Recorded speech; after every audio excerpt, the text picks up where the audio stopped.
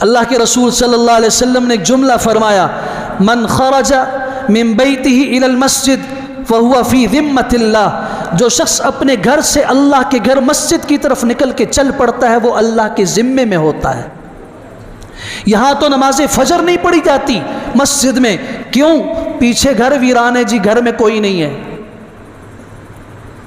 ہمارا یقین اتنا نہیں ہے کہ اللہ کے رسول صلی اللہ علیہ وسلم فرما رہے ہیں جو گھر سے مسجد کی طرف نکلا، جس نے اپنا گھر چھوڑا، کیوں چھوڑا؟ اللہ کے گھر کی خاطر۔